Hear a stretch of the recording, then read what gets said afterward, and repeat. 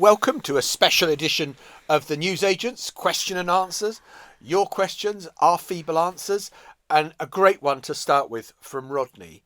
The right are organising and winning elections. The left are lost on identity politics, and the centre, ouch, create podcasts. How dare you, Rodney? Are the centre ever going to get organised and fight for what they believe? No, because we're too busy doing podcasts. Not possible. You can't do everything, Rodney. Rod, if I may. People really call Rodney. Rodney's a fabulous, only fools and horses Yeah, name. yeah. Or indeed, and Keir Starmer's middle name. Yeah. It's his father's name. Rodney Marsh, Donkey for Queen's Park Rangers. Rodney the donkey farmer from Oxted. It's a really interesting question. Look, I think that actually, I may be completely wrong on this, but one of the effects of the rise of the populist politics on the right and so maybe the identity politics on the left is that actually the centre is kind of making something of a comeback, because it doesn't look so much kind of, boring centrist dad stuff. It looks like maybe there is an argument to be had there, and arguably Keir Starmer's election victory last July was a symbol of that. Also, I think that the centre itself has always been a nebulous concept. And in modern politics, which is split on so many different axes, is increasingly irrelevant, or is a term which, doesn't mean, if it ever meant very much, doesn't mean very much now. If you by centrist, you basically mean socially and economically liberal, then, as you say, there is still a audience out there for it. But the truth is that if that sort of liberalism is going to make a sustained comeback, then it has to have something to say to the deep cultural and economic sets of malaise that have afflicted our society over the last 10 to 20 years. And the problem with that sort of centrism, quote unquote, is very much it has become associated with and attached itself to the status quo, and is perceived to be part of the status quo at a time when the status quo, the establishment, the institutions have never been less popular. But as you say, John, there is a very interesting phenomenon, and we're seeing it in enough places now, in enough polls, which seems to show that the saviour of certainly European centrism may well be Donald Trump. Who would have thought it? Welcome to the Newsagents. It's John. It's Lewis. Is that it? We've got nothing to say. That is the end of this special episode of the Newsagents. It's been a long week. It's been a very long week. All right, okay, forget that. All right, let's go to Andrew's question. Andrew, what do you think the likely endgame is for the Russia-Ukraine war? Is there a realistic chance that the UK or NATO could end up in a direct conflict with Russia? The uncertainty makes me really nervous. Nice light start there, Andrew. Thanks a lot for that. Yeah. I think everyone feels a little bit nervous. Yeah. I think it would be irrational not to be a little concerned about what has unfolded in the past 6 weeks. Like sat in 1938 going, I'm sure it'll be fine. Yeah, exactly. What, Sudetenland? Oh, it doesn't matter that much, does it? I mean, Faraway country about which we know nothing. Exactly. So I think that it's absolutely a natural and correct response to be concerned about what is happening in Ukraine, what is happening in Washington, what is happening in Moscow. I don't think that anything is off the table at the moment. I mean, we heard Vladimir Putin yesterday sort of saying yes, at the same time with his head going in the direction saying you must be bloody joking. Because I think that, Russia says we've got to sort out the root causes of this problem. Well, in Russia's mind, the root causes of the problem are that Ukraine exists as a viable sovereign state. That is what Putin means when he says we've got to sort out the root cause of this. And so it's hard to see how there's going to be any 30-day ceasefire anytime soon when Putin thinks he's on their up. And, for a very brief moment, the ball was thrown into Vladimir Putin's court. I now think it's very much in Donald Trump's court about is he going to make good on some of the threats if Putin doesn't come through. Yeah, and I was stunned yesterday, actually, after we'd recorded the interview with Keir Starmer, and sort of on our way back, and even after that, Putin updated what his spokespeople had said by saying, yes, I would agree to a ceasefire under certain conditions. I was stunned by the number of media outlets, respectable media outlets, who reported it as, and continue to do so for hours afterwards, Putin agrees to a ceasefire. Yeah. What? Anything but. No, he did not. The real story yesterday was Ukraine has agreed to an unconditional ceasefire. Vladimir Putin hasn't.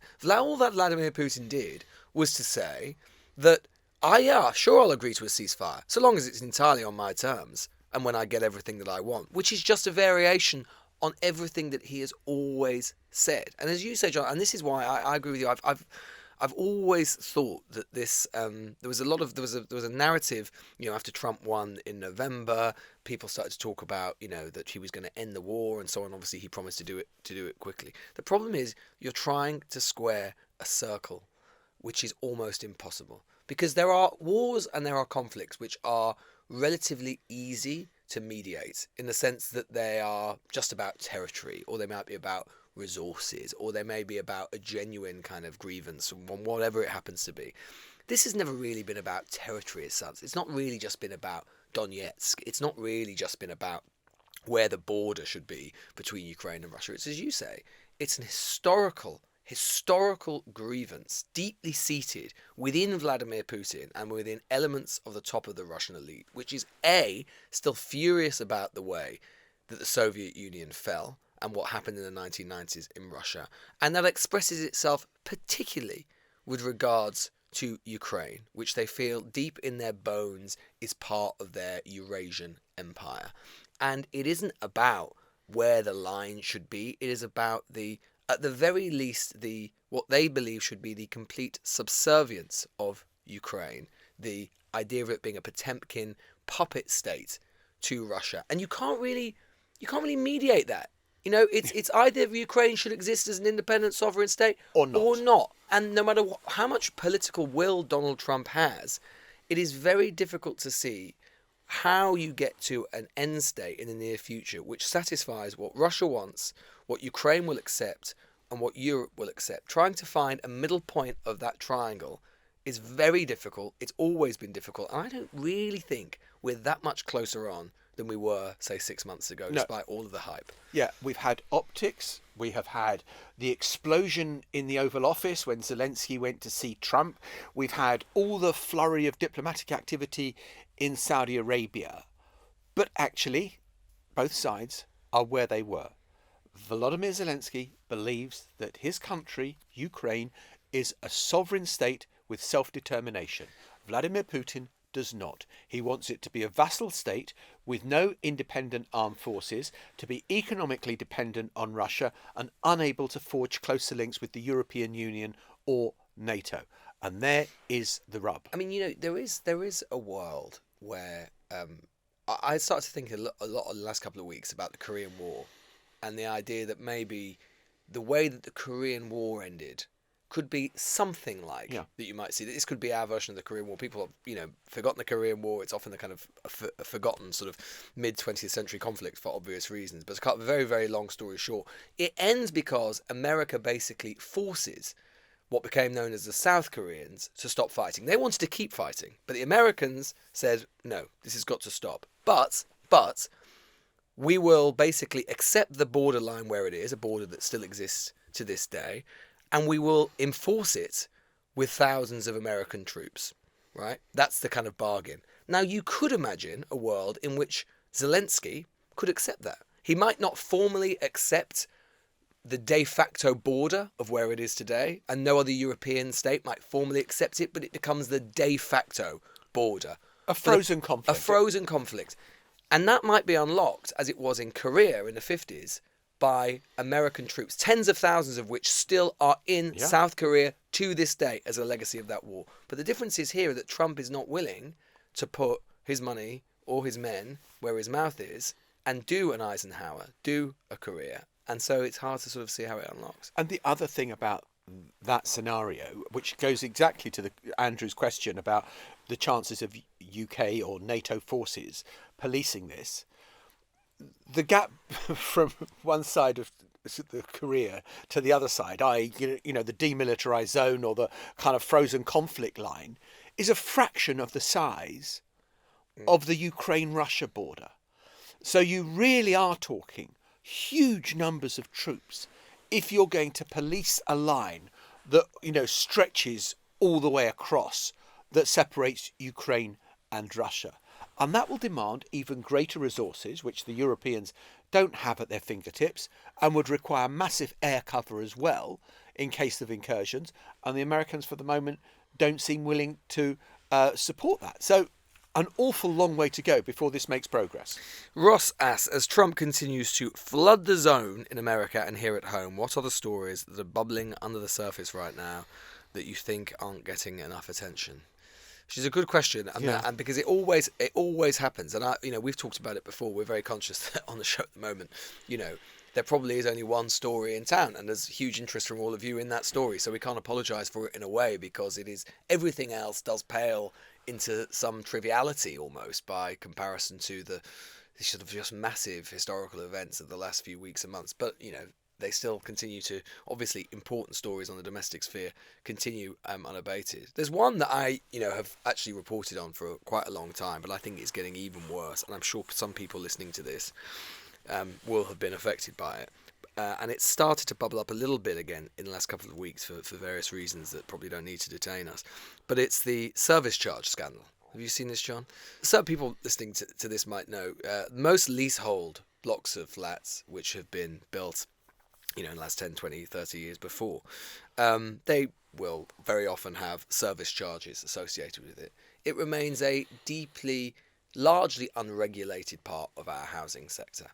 And it is clearer and clearer with every passing year that there are absolute cowboys who operate in terms of running many of these companies and who administer these blocks and control the service charges that thousands, tens and tens of thousands of people are subject to every year. So people buy flats, very often poorer people as well, people in shared ownership and things like that, and they buy these flats and they look down at the brochure or whatever and they say, okay, so the service charge is £100 a month. That's fine, that's £1,200 a year.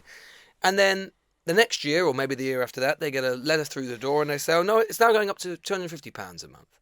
Oh, now it's going up to £500. I'm not making up these figures. This is the sort of thing. Some of them will go up to £400, £500, £600 a month. Very often for no discernible reason whatsoever. There may not even be true shared facilities in these service blocks. And what it does is that very often it makes these blocks or these flats largely unsellable because people read about it and they think, I don't want to go anywhere near that.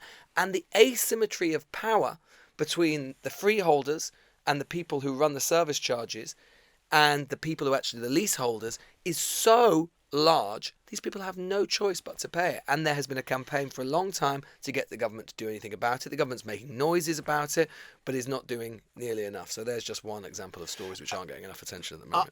I'll frame it slightly differently, which is that the sort of whole idea of flooding the zone, and I think that it's a phrase that has come into sort of common parlance or in political circles anyway.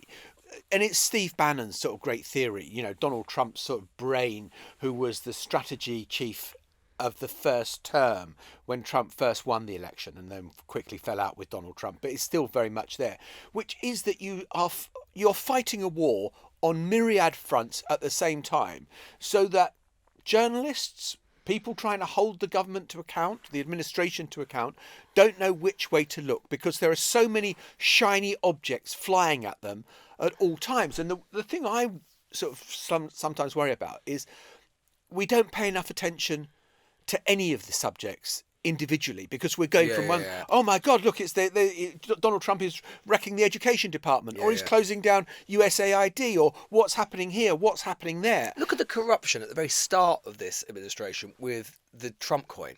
I mean, it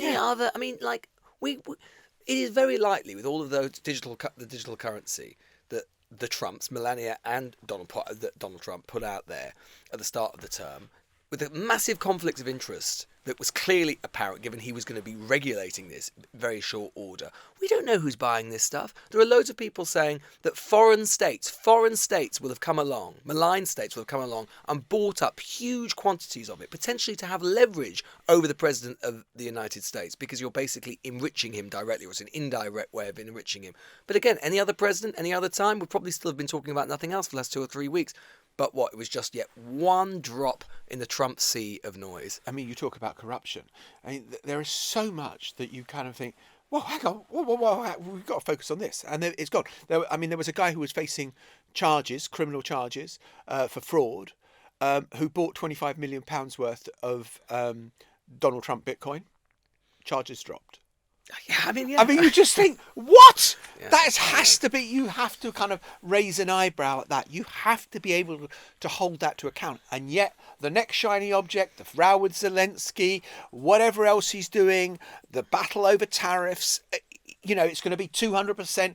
Everything is a headline grabber. And so I just think we end up with attention deficit disorder, where we don't pay enough attention to any one thing because we're continually looking in a million different directions at once. I think that's right. Ben Sallybanks, who is a student at the University of Edinburgh, asks, recently the Associated Press has been banned from presidential events as they refuse to call the Gulf of Mexico the Gulf of America. Meanwhile, we've seen the White House take control of the press pool, restricting the access of news outlets which are less favourable to the administration. How can journalists hold politicians to account when gaining access to these politicians requires towing an ideological line? I think this is a really fascinating question. And when I was doing the job in Washington, we found that there was a day where we couldn't get into a briefing because the White House had issued a list of approved organisations who could come into a briefing, and the BBC wasn't on it. And so I was banned from going into this particular event, which was a kind of real shocker because you thought, bloody hell, it was challenged and it was overturned because on First Amendment grounds, you can't just decide who gets access and who doesn't get access. What has happened this time, and I'm interested to see how this one plays itself out, is that it used to be, and bear with me if this sounds boring, but it used to be the White House Correspondents Association who would decide who were the handful of journalists each day who, if Donald Trump has a visiting head of state or whatever it is in the Oval Office, it would be a handful of them that would go in and represent all the different news organisations. What's happened since then is that Trump and the administration have said, no, we'll pick. We will pick who goes in. And the net effect, and it sounds so minor, but the net effect of that was what happened when Zelensky came to town. And you had all these hacks from organisations that were kind of super right-wing podcasts or cheerleaders for Trumpism, and you get some jerk asking Zelensky, why aren't you wearing a suit? And that is the atmosphere that the White House has created. And I'm sure the White House Correspondents Association, which is all the journalists who work at the White House, will be challenging that to make sure. Now, look, if you want to say we want a wider representation of news organisations coming to White House briefings, fine. But if you start deciding who can come and who can't, that's dangerous. There's a paradox, isn't there? Because on the one hand, Trump has done that. And Trump has undoubtedly sent a chill wind through American journalism through the threats, and not just the threats, the actual action of litigation against journalists, of suing pollsters who come up with polls that he doesn't like, all of these sorts of things. And as you say, packing the White House briefing room with his little Lord Haw-Haws. But on the other hand, as a political figure, there has probably never been a president who is more accessible to the press and for whom it is easy to put a question.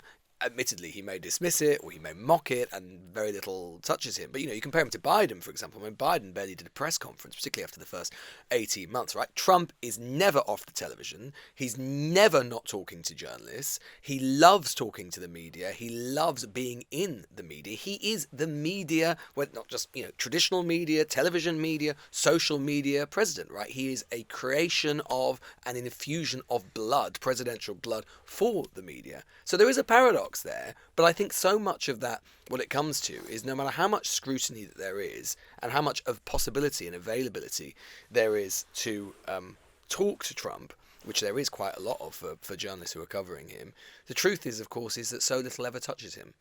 No matter how good an interrogation it might be, no matter how pointed or accurate the questions that are put to him are, he is someone who defies the traditional scrutiny of a traditional politician. And so in a way, it's a much bigger question than just his packing the White House full of his favourite reporters. Because even if he packed it, even if it was full of his most vociferous enemies, I'm not sure that it would necessarily touch him or would be that much more of a problem for him than it is with his friends there. On the question of his accessibility, during COVID, when he couldn't do rallies, There were no world leaders coming to visit. He suddenly started coming to the briefing room. And the White House Correspondents Just need Association... something. He needed it. And the White House Correspondents Association took it all very seriously. And there were only 8 or 9 journalists who were allowed to be in the briefing room when he came. And I was often on the rotation as one of the people sitting there. There was one time he came to the briefing room at about 6 o'clock in the evening and stayed until 9. The briefing went on for nearly 3 hours. I asked him about 7 or 8 questions in the course of a news conference. I've never had access to a British Prime Minister for that long. Yeah. And there was the President, President Trump, sitting there. He loves it. That is absolutely to his credit, that he is prepared to take on all comers. He'll be nasty to you, call me another beauty and all the rest of it. But it is to his credit that he will engage and wants to engage. Also, look, I mean, there is a wider question about journalism there, right, which goes beyond Trump, which is that, look, Trump is not the first politician, and I've experienced it plenty in Britain. We've seen it in the last few years, in particularly under the previous government, particularly when sort of outlets like GB News came along and like this particular plethora of more right-wing kind of media that we've seen emerge. The governments under different prime ministers, Boris Johnson, Sunak, Truss briefly, and so on, would very much sort of try and help these institutions get bigger, would invite them in for, a certain, for interviews that would not be necessarily available to sort of more establishment outlets and so on. This happens a lot. And, if you go to lobby briefings and so on, there's always a cadre, whatever the government is, a cadre of favoured journalists who receive preferential treatment, preferential access for whatever reason it happens to be. In that sense, it's not different, although I think Trump is clearly taking it to another level to some extent. But I think that there's just a wider question for journalism, right, which is that in an age where media has never been more diffuse, more fragmented, when there isn't one national conversation anymore, but a sort of thousand different conversations that are happening on our phones at all times, the problem and the task of holding politicians to account has become much harder, full stop, with any politician, let alone Donald Trump. When there was a national conversation, I mean, it's a cliche in a way now, but you always got to ask yourself, would Watergate happen today? And one of the reasons it probably wouldn't happen today, there are lots of other reasons, but one of the reasons is because in the 1970s, there was still largely one national conversation, even in a country as large and as disputatious as the United States. And it was possible to have one version of, within reason, mainstream version of reality which touched 70-80% of people, certainly which held together political elites. All of the political elites at that time, whether you were a Republican senator, Democratic senator, everything in between, they were reading the New York Times, they were reading the Washington Post, right? That world has largely disappeared. And so the challenge for us as journalists is to find inventive ways that we can reach as many people as possible to try and rekindle as much of a national conversation that we can. So when we do have a story about a politician who has been doing wrong or is corrupt or whatever it happens to be, it touches a sufficient number of people that there is a backlash and there is a feeling that that person has to atone or resign or whatever it happens to be. Just very briefly, when I first joined the lobby, and don't be rude and say back in Palmerston's Day, exactly. It was the end of the Thatcher era, and Bernard Ingham was the press secretary, and there were a group of lobby journalists who were known, and the name tells you everything you need to understand about the way the class system worked in political journalism. They were known as the White Commonwealth Group. The White Commonwealth Group. Yep. The White Commonwealth Group were a group of political journalists, broadly sympathetic, from papers sympathetic to Thatcher, who would get a more kind of elite, they would have their own separate briefings as well. They would be a subsect of the lobby. Oh, that still happened when I was there. Yeah. But, They weren't called that. No, exactly. But, I mean, it just tells you kind of that they were the people, I remember them all, because these were the kind of big figures of the lobby at that stage. And the newspapers were hugely powerful, the Mail, the Express, the Telegraph, the Times, who were all pretty much on side. But the members of that group were known as the White Commonwealth Group. Gosh.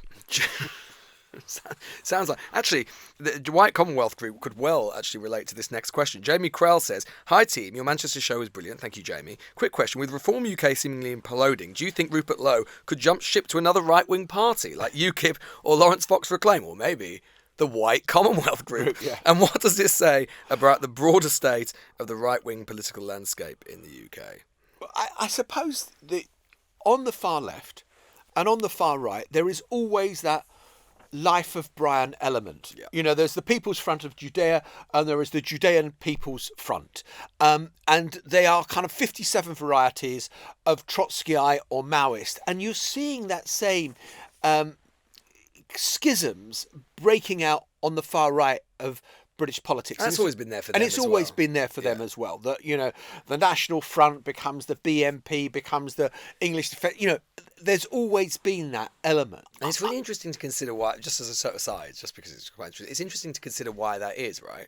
And one of the reasons why that is because traditionally, those sorts of groups are obviously tiny and comprised of highly political people. And highly political people tend to find ways of disagreeing about very minor, very abstract points of political theory or political practice, whatever it happens to be. Whereas, of course, historically at least, less so now, but historically at least, the Labour and Conservative parties, grounded as they were, actually in the public at large. You know, you go back to the 50s and there are 3 million people who were basically de facto members of the Conservative Party via membership of conservative social clubs, and Labour through the trade union movement with similar kind of numbers. Like, ordinary people aren't that fussed about that kind of stuff, right? Like, they've got better things to be worried about than the kind of finer point of sort of Marxist theory or whatever it happens to be, or the equivalent on the right. And on what's happened now, though, is that the online world has basically taken that traditional kind of obsession and magnified it and brought in loads of people, right? And so you end up with an even more fractious kind of extreme politics than we had before. I think that's what we're seeing now. I mean, there was a poll that I saw about the impact of the Rupert Lowe row, and that came out this week. And if the poll is right, and I kind of have a couple of queries about it, but it suggests that Rupert Lowe has made no difference whatsoever. Who'd have thought it? Yeah, who'd have thought it? Farage's approval ratings are as high as ever among his own supporters. And nobody has a bloody clue who Rupert Lowe is anyway. Unknown man makes no difference. Yeah, exactly. Shock. Yeah.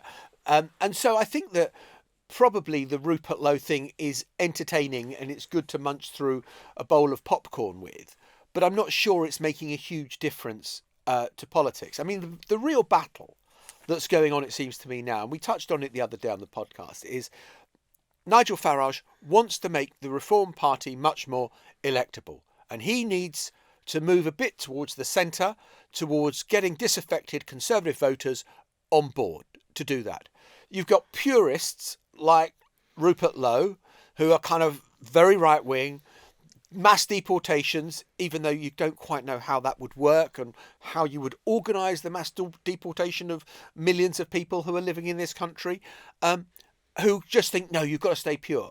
And if you stay pure, you stay small. And if you want to broaden support, you have to change your tone. And that is the battle that I think is going on in the far right at the moment. Yeah, I mean, look, I think there's an element as well of, Farage has always surfed a wave of discontent, and increasingly with the rise of Trump, of the online, of the energy of the online right? And he has very successfully navigated that. But there is always an element with these things of the revolution eating its children. And you kind of live by the sword, you die by the sword. That is the energy that you have ridden, right? And so Farage, inevitably, with these, as I say, highly kind of politically aggressive, highly political people, many of whom, frankly, show signs of online radicalisation, in my view, something I've long believed. If those are your foot soldiers, if that's your army, then just sleep with one eye open, because they are, by definition, going to, at some point, find something that they do not like. You will not be pure enough for them. You will not be radical enough for them. And that is the kind of weird moment that we're in, right? We have got a good section, and there was, another poll which showed that actually the percentage of Reform voters who trust Nigel Farage has gone down by about 10 to 12 percentage points in a week, which is not insubstantial. And so, although in some sense low does not matter, certainly to the wider public, among this, as I say, highly energised, highly online, highly engaged subsection of Reform voters, it does matter, and it has left a certain toxin in this party. And the one way in which I think, and I wouldn't bet against this, right, knowing Farage a little bit, is that he is someone who First of all, he has a bit of he does have a sort of slight messiah complex. Like Lowe is kind of right about that, but he also has developed in recent years a kind of sense of real persecution.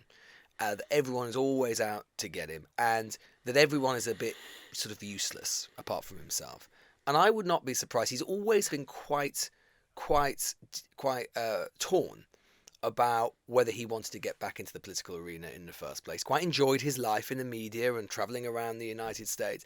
And if this just keeps going on and he keeps having to... He always hated in UKIP and the Brexit Party, the party elements of it, having to organise the party machine. He just thought it was full of kind of amateurs and people who were too-rate and people who were just not as good as himself, and he hated all of it.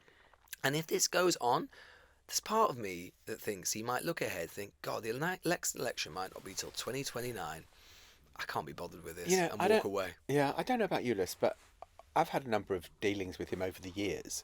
And the thing that has always struck me is that for this guy who presents himself as the hail fellow, well met, bloke down the pub, pint in hand, Rothman's cigarette in the other, tweed cap on his head, he's very thin-skinned. Extremely. And I think it's become more thin-skinned as well over time. And you would think that exposure to the sharp light of politics gives you a rhinoceros hide, because you'd think that that is what you need to have to survive. No, not at all. And like a lot of politicians, actually surprisingly vulnerable, surprisingly thin-skinned, and, really takes offence very easily. He said something in his interview about this the other day, which I thought was very telling, and I've heard him say similar things before, where he said, I don't need this. I don't need this, which again speaks to this slight martyr thing he has, like that he's sort of sacrificing something for the sort of greater cause, which I suppose to some extent he is, although you can overdo it. And that's what I mean. I just think that there is if the election were like next year, I think there'd be no question. Given that it could be in 2029, I just wonder whether Farage will actually make it as leader until then. We'll be back after the break. So Ian and Susie, who were in the audience at the Edinburgh show, thank you very much for coming. Have a question. Hi, newsagents. What do you make of the theory that the Trump administration deliberately pursued policies to crash the market, thereby creating opportunities for plutocrats to profit? Is there any credible evidence to support this idea? Perhaps in the volatility caused by trade wars or the pandemic response, or is it merely a conspiracy theory with no substance? I find it unlikely, really, that Donald Trump would purposefully engineer a market crash for two reasons. One, I just don't think they're that organised. Right? Again, I mean, there is always a proclivity to believing in conspiracy in these things, because in a way, it's comforting. It's more, as disturbing as it would be, it's sort of comforting to think that at the very top of the federal government, or any government, there must be a sort of group of people, shadowy or otherwise, who are in some way in control, even if it's for nefarious ends. There's still something comforting about the idea that someone is in control. But I don't think that's the case. I think what has happened is that you had a group of people, including Trump, who were punch drunk after the election on their own power. They were punch drunk on the idea that they could act without inhibition, both at home and abroad. I think they were punch drunk on the idea that America, and therefore by extension himself, the president, could act in an uninhibited way without consequence. And what we have seen is that theory being put to the test. That as powerful, we talked about it on the show earlier in the week, but I think that one way to read the second Trump presidency is basically that they have come to believe that American power is almost limitless, and the power of the president at home is almost limitless. And that America's problem in the past has been you have presidents who were not willing, because they were too lily-livered, because they were too sentimental, because they were too attached to historic notions of alliances and the collection of liberal democracies, that you've had presidents who were not willing to use American power to the nth degree, to the max. But of course what we're seeing play out is that whether you think that theory or not is true, one of the reasons that American presidents simply wouldn't use their power in every way that they could by slapping tariffs on everything or by disrupting alliances or whatever it happens to be, is because they know that presidents do not act without consequence. That there will be, that America inevitably will be caught up in chaos and economic shocks that you create. That America is powerful. It is the biggest and most powerful country in the world, the biggest economy in the world, but it's still not immune. It cannot be immune from the shocks that you create.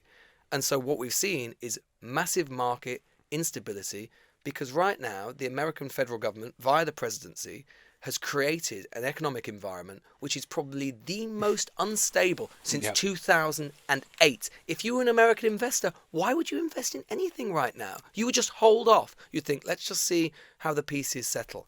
So I think that this is a product of hubris, not conspiracy. Yeah, I've been writing a column for The Independent. Which Available this week? Yeah, available this week online, which asks the question, essentially, is Donald Trump the tactical chess grandmaster, the man who can see around corners, who plots every single move? Or is he a blowhard who just makes it up as he goes along? And look, there are elements in which Donald Trump, on this, on the need for protectionism, on the need for tariffs and the effects it's had on the markets, has been utterly consistent. He took out a full-page ad when Reagan was president, talking about the need for protectionist measures in the US to protect US manufacturing jobs. So Donald Trump has always been of this mindset. But does Donald Trump have a worked out ideological plan? I mean, in some ways it would be kind of reassuring, the idea that they know what they're doing, what I mean. and that it would be corrupt in the extreme if Donald Trump tells his mates, look, well, I'm going to slap 25% on automotive parts coming in from abroad, so why don't you sell your stock before you do that and then buy them back at a lower price and short the market? That would be genius. I don't think that is happening. And the other thing about the uncertainty, Lewis, that you were talking about there correctly about Donald Trump, is that this is his tactical advantage that he has over other people. They don't know what he's going to do next. Why? Because Donald Trump doesn't know what he's going to do next. He works on gut instinct, and his gut instinct will tell him to do one thing one day, something completely different the next day. And often it works out really well for him, and sometimes it works out really, really badly. It's the S&P 500's drop in the last 6 weeks. It's the seventh fastest since the Wall Street crash of 1929, which is quite something. Well, I was reading that it's the worst week on the markets in years that has taken place. I learned something incredible the other day. You know how long it took? This is, hey, history agents. Do you know how long it took for the Wall Street crash, for the Dow Jones to recover from the 1929 crash? Yeah, 25 years. Didn't recover from 1929, November 1929, didn't recover until 1954. That's how steep the crash was in 29. So that puts it into some perspective, at least. And just if we're doing the history agents, and while we're here, I don't think there is a big history podcast out there. I think there's actually there's a space gap in the market. There's a space for us. I mean, if you look at the Smoot-Hawley Act of 1929, great to get Smoot-Hawley in. Exactly, that was identical virtually to what is happening now. That was the act which brought in tariffs. Yeah, it was putting tariffs on your neighbours. It was putting, import quotas. It's all of that protectionist stuff. And that was the biggest contributor towards the crash that then took place. Yeah. And, there are those people in America today who believe, okay, it's not going to be like that. You can win a tariff war. You can win a trade war. You can absolutely And the global economy is very different to it was in the late 20s. And the global economy is very different. But the idea that, Donald Trump's big bet is that you're going to get massive inward investment now as companies think, Christ, the only way to avoid tariffs is to set up our factories in America. And big multinational corporations will take decisions on more complicated reasons than that. So, yeah, fascinating. Finger on the pulse as ever, talking about the crash of 29. There we News are. agents. Corey Alboni says, hi, news agents. The other evening I was watching Gary Oldman's portrayal of Churchill in The Darkest Hour. Struck me that the lesson of this film is that what Churchill and most of the British public could see was the blindingly obvious. You'll get better terms for peace by fighting on than giving in. I wonder if on his next visit to DC, the Prime Minister should encourage Trump and Vance to watch this portrayal of Churchill. I know much of the film, including the underground scene, is fictional and wildly inaccurate, but they won't know that, and maybe it will change their outlook on Ukraine and Putin. What do you think? I've got a feeling that Trump has said that The Darkest Hour is one of his favourite films, and he has watched it in the White House. Well, his favourite film, he said, is Sunset Boulevard, which I actually agree with him about. Yeah, That's no. probably one of my absolute favourites No, as well. absolutely fantastic movie. But I think that Donald Trump, I mean, the fascinating thing is there is this kind of totally rose-tinted view of Churchill in America, just like there is about our royal family. Yeah, half American, of course. Yeah, exactly. And the fact of the matter is that what Churchill stood up for is exactly what Zelensky is standing up for now. And that's why this country has the most positive polling towards Zelensky, right? Because we basically live in 1940 in lots of ways. That is our national creation myth, and it's basically all we learn about history at school, alongside the Tudors and medicine through time. And we just see Zelensky as Churchill, right? It's a complete read across. It's not an unreasonable read across either. No, but if you look at the role of Churchill, it was to galvanise the people. It was to fight the threat of Europe. His speech that he made about the Iron Curtain coming down, which he made in Fulton, Missouri, is all about the need for cooperation between nations, the need to stand firm against the Iron Curtain. And you've got Trump having put the Jacob Epstein bust of Winston Churchill back in the Oval Office, actually kind of taking none of the lessons from Churchill, none of the lessons of what happened post-war and the Marshall Plan and the need for Europe to be strong. And it was in America's vital economic interests that Europe didn't fall to, a kind of a rival empire. And now none of that seems to hold in Donald Trump's mind. They've got a very limited and warped view of what Churchill did. Yeah, they don't know it, but they are far less Churchill and far more Chamberlain and Halifax. We'll be back. We are the history agents. This is good. This is good. Obviously got our GCSE history. And also, you would have said you've lived got through an a A. lot of it. Well, I got an A star. You lived through a lot of it, of course. So in a way, it's a living history that we're getting here. It's an oral history that we're going to do. It's well worth doing. We will be back just after this. Bugger off, Lewis Goodall. Right, one final question. Hi, news agents. My question. This is Faith, by the way. My question. Last summer, I was lucky enough to bump into the wonderful John Sopel while I was sitting outside the Greenbury Cafe in Primrose Hill, London. I knew this was an extremely rare moment and that I only had a limited number of seconds during which I could make a positive impression. John probably doesn't remember it. Oh, I bet he does, Faith. But it was the highlight of my year. What would the one question you would ask Trump if you were ever to bump into him in an off-the-cuff moment? Do you have these kinds of moments stored up for people like him just in case? I like the comparison between you and Trump in that regards there. Excuse me, Faith, thank you very much for your question. I'm sorry for the sarcastic way in which Lewis hammed up asking your question. Well, it doesn't happen to you very often, so I'm sure you did remember. Yeah, I probably sat down with her for 2 hours, and so she was thinking, well, I wish that would go away now. Yeah. Enough, John. No more anecdotes, John. Thank you. Stop, please. I don't want to hear about your time in Moscow again. Shut the hell up. God, what would when I was there, I always had a million different questions. I thought, what was the killer question? What was the one thing that you... But, he's so dishonest. I think it's why do you need to lie as much as you do? Because I think Donald Trump and the truth are the strangest of companions. They just don't know each other. And he just makes stuff up the whole time. And I suppose, why do you need to make all this stuff up? But he would say, that's fake news. Well, that's the thing. Yeah, exactly. I mean, when we did, of course, in the election, news agents we did sneak into Mar-a-Lago. We did get to ask him a question. Right? We asked him, why is it right that you're a fascist? But he just stared at us and walked off, so it didn't really work. I mean, I was thinking about this the other day. It's a slightly different question. But I was thinking about this the other day about who... If you could interview anyone in the world now, not just a sort of off the cuff, but a proper interview, anyone in the world now. I mean, the obvious answer would be Trump or maybe Putin, but it would be, you'd have the same problem, which is they just lie. Just lie. There's almost no point. You could sit down with Putin as someone like, Tucker Carlson did, who is someone actually ideologically aligned to him, but he just sort of sits there and you ask him one question. You're there 15 minutes later and he's giving you a long history lecture about the kind of the Kievan Rus and how, Ukraine was never really a proper country in the first place and all of this sort of stuff. And it's like, where do you begin, right? So that's all. You might as well not bother with that. Yeah. Likewise, Trump just lives in a completely different reality. Same problem. I actually think the person I would most like to interview right now would be Vance.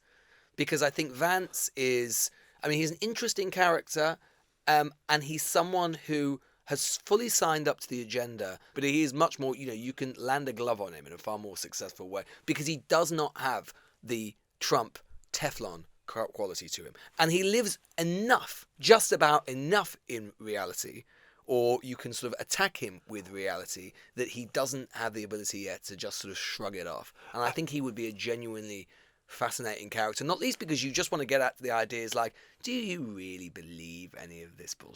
Like, and the chances are maybe he does, maybe he doesn't, but it'll be fascinating to probe into. I think he'd be fascinating to probe into for another reason, which is that he is bright, Yeah, he is and you can have a intelligent, conversation. and you can have a conversation with him, and he's thoughtful, but he knows not of what he talks a lot of the time. Yeah. That's the thing that strikes me. Yeah. His view on history is so warped and one-sided. His view on free speech in Europe, and that there is no free speech left in Britain, and all this stuff is just nonsense. That's what I mean about the stuff that you could put to him. Yeah. It's the stuff that, I would basically love to just get his Munich security speech and go through it point by point. Exactly. And whether he accepted or not, like actually just hammer him on the kind of absolute confection of so much of it. And you can't, you sit there and you go, you really believe that the biggest threat to European security right now isn't the Russian tanks, which are pouring day after day, or the Russian artillery, which is pouring day after day through the borders of Eastern Europe, but it's the fact that some guy can't go and protest at an abortion centre quite as close to the abortion centre as you might like him to do. Grow up, you bearded weirdo. I don't think you're going to get the interview if you end your invitation with, just grow up, you bearded weirdo. Well, that would be the end point. That would be the end point. So that's not going to be your schmoozed moment to get him on side. No, I probably aren't. No. Right. Okay. Non-bearded. This is a bit like when we went and did the Edinburgh show the other day, and I told the audience that whiskey was a disgusting drink. Just win over the audience, people. Yeah, and it's only because you can't grow wine. Yeah, Lewis Goodall, our diplomat, our representative for north of the border. We'll see you next week. Bye bye. See you on Monday. The Newsagents. This is a Global Player original podcast.